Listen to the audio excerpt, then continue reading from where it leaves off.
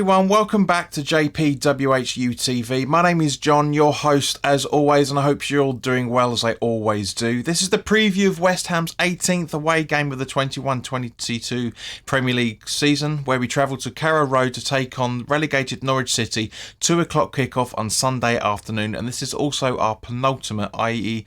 second to last away game of the season. As always, this video is sponsored by the channel sponsor 3retro.com. Please click the link in the description below that will take you directly through to the West Ham section of their website, where you can purchase some really nice retro gear, guys, and as you can see from the icon that's up here as well, there's retro Norwich City shirts in there as well. So any purchases you make through the link in the description below, the commission that the channel would normally be getting, I'll be sending directly on to Iron Supporting Food Banks, the charity in the Newham area that are helping those in the Newham area to put food on their table. So guys, go grab yourself a really nice piece of gear from the link in the description below. You'll be saving yourself a few quid, especially with the Norwich shirts being on sale, and you'll be helping those that are less fortunate than you and I. So let's talk about the officials. The referee for this game is Robert Jones. His assistants are Ian Hussin and Wade Smith. On fourth official duty is Kevin Friend. On VAR is Graham Scott, and his assistant is Simon Long. Now, when we played Norwich City at home in the middle of January earlier in the season, we beat them 2-0 with goals from Jared Bowen in either half. Great performance, and you could say that was the start of Norwich's decline to relegation. Norwich have one game in hand over the rest of the league, winning, but they've won 5, drawn 6 and lost 23, scoring 22 and conceding a whopping 71 in all competitions, so a huge minus 49 goal difference, and are 13 points away from safety with 4 games to go. So even if they were 12 points from safety, they would still be mathematically relegated because of the goal difference. Our last 4 trips to Carrow Road, disregarding their relegation form on a way more frequent basis than how everyone outside our fan base seems to think it is, shows that we've won 1, drawn 2 and lost 1.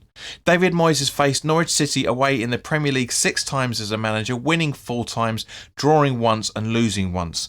The home form shows they've won 3, drawn 3 and lost 11, scoring 12 goals but conceding 34, so a minus goal difference at home of 22 goals. On average, their points per game tally is 0.71. They've only won 1 home game in 5, which is that 2-0 victory over Burnley just before Sean Dyche got fired on Good Friday, but they have lost all the other games. Their home form shows that they've scored on average 0.71 goals per game, conceding 2 every game as well. Their match goals average is 2.71. They've kept an average of just over 3 clean sheets and have failed to score in nearly 8 games at home. As the old mantra says, you stay in the league, you've got to win your home games, guys. You genuinely have to. Their average possession at home is 42%. They've taken a very, very good shot rate of 12.12 shots per game, but their actual conversion rate is just 6% of that. Very, very poor.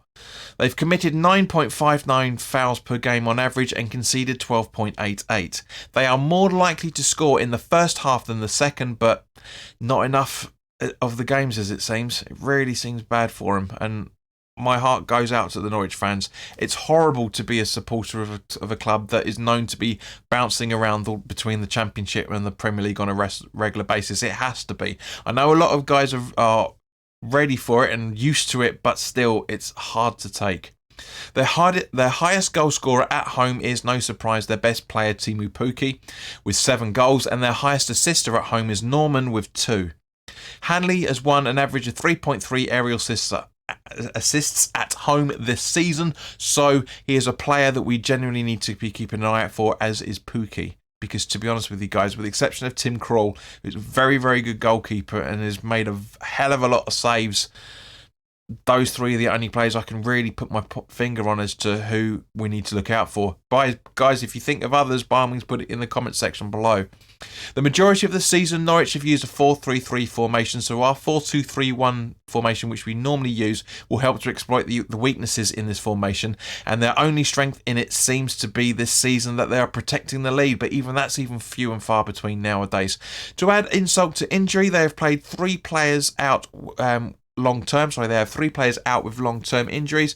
A guy out, I think you pronounce it, with a knee injury, and a player I still can't get my tongue around how to pronounce it. Omar Bindeli.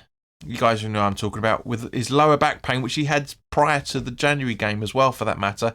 As is Zimmerman with his hip injury. When we played Norwich in January, he also had an ankle injury. Kabak is out with a thigh injury, and McLean and Sargent are being assessed for a broken toe and ankle injury, respectively. So 6 injuries for Norwich.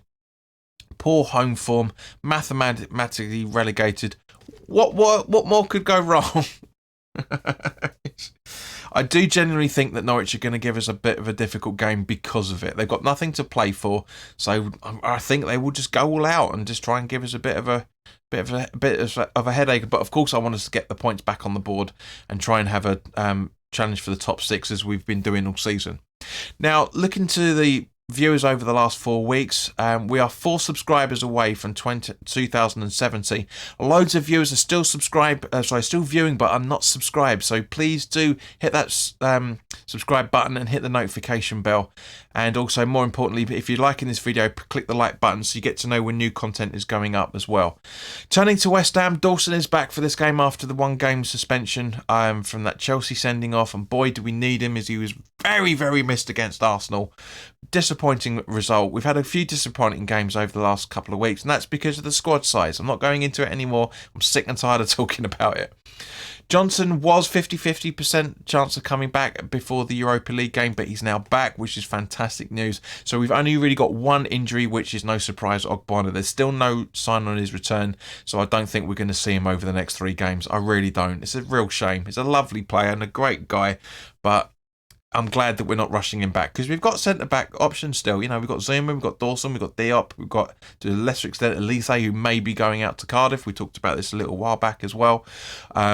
In the summer, he might be going to Cardiff.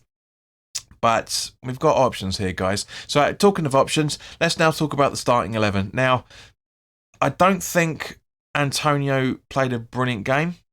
But last night, I thought Bowen was fantastic. Soufal played well, but I've just I don't know. This is the starting 11 that I'm hoping we're going to get to see against Norwich on Sunday.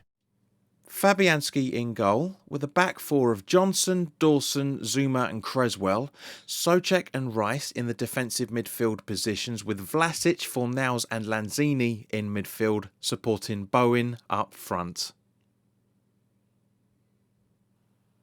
So thank you very much for your time, guys. As always, put your comments in the comments section below. Let me know your thoughts on this. Do you agree with my starting 11? Would you make any changes? If so, let me know. It'd be interesting to see what you guys are thinking.